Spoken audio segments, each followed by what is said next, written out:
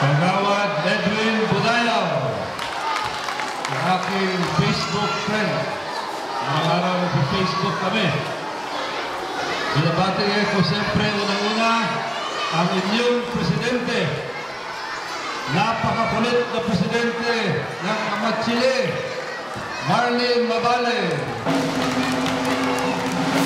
Kaya ako sinabing makulit, yan ang dahilan kung bakit nagkaroon ng Coliseum sa Amat-Chile. Sapagkat panay ang text niya, panay ang lapit sa akin, dapat sa ibang barangay nilagay ito. Pero sapagkat napakasipag ng inyong presidente, dito sa Amat-Chile inilagay itong Coliseum na ito.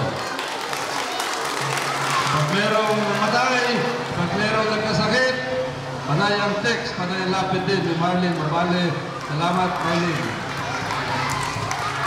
Binabati ko din ang mga representante ng Barangay Amat-Chile na nandito, nabanggit ko na si Kagawad Edwin Budayaw,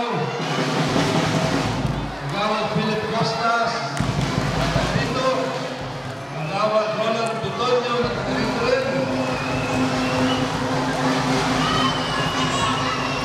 Administrator Ben Vinyo, maraming salamat sa inyong kwento. At siyempre, binabati ko ang ating father, batang-batang father, Father Dante. Sa tayo makita ng pare na kumaka ni Michael Dimesa. Tama ba ako? At tama ba? Kumaka ni Michael Dimesa. Father. At siyempre natin kaibigan, Coach Vinny Fabius. Ang iba pa mga tauna. Nais ko rin magpasalamat sa isang grupo na nagbibigay ng kaligayahan at kasiyahan para sa atin, ang banda ng Dr. Cadio Santos National High School. Maraming salamat sa inyo. Nasasalamatan ko din ang Paranaque Raiders Club of the Philippines. Ito, sila. Nandito sila. Pamumuno ni Benillo Russell Lamne. Ito po sila. Pinapasalamatan ko rin ang pinatawan ng Congressional District Office, George Brady, Philip Barbo. Ito po sila.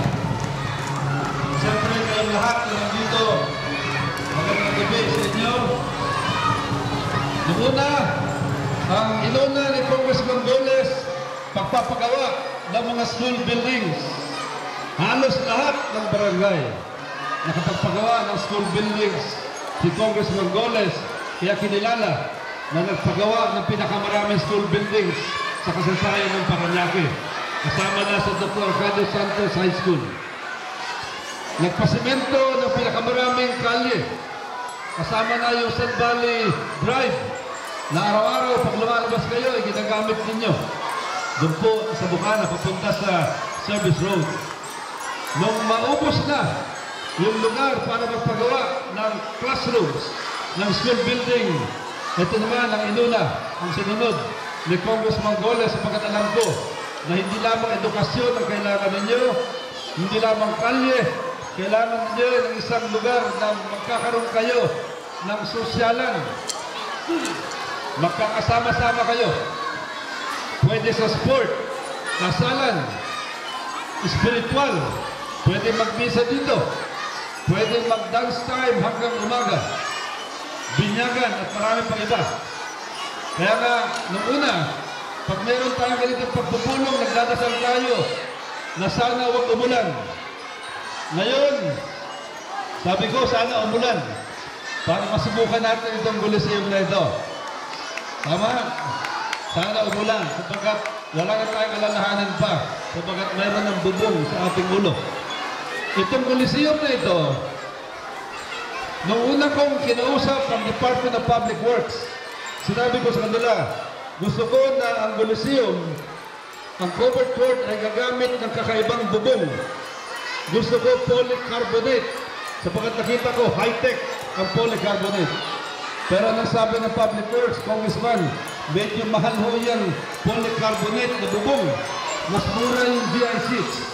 Pero sabi ko sa Public Works, ayokong tipirin yung aking mga kababayan sa 2nd District ng Parañaque. Gusto ko yung first class na materyales. Kaya ito po ang bubong na ginagamit natin. Almost indestructible. Hindi po nabubulok yan. Yung mga bata, may asawa na, buo pa rin yung bubong na ito. Huwag nyo lang sirain ng kusa. Ito ang bubong na ginagamit sa Disneyland. Ito ang bubong na ginagamit sa Ayala Town Center. Kaya isipin ninyo, ang bubong sa Disneyland, ang bubong sa Ayala Town Center, pareho ng bubong dito sa Coliseo ninyo, sa Kamatsili. Ganyan po ang kalidad ng materialis na ginamit natin dito. Yung ilaw, tingnan yung ilaw. First class na ilaw, parang araw dito. At bubupit yan. Kamalin, wala pa masyadong gastusin dito. Pag nagpailaw kayo, sapagat matipid na klase yan. A dream come true. Yung pangarap na nagkatotoo. Kaya nga ako yung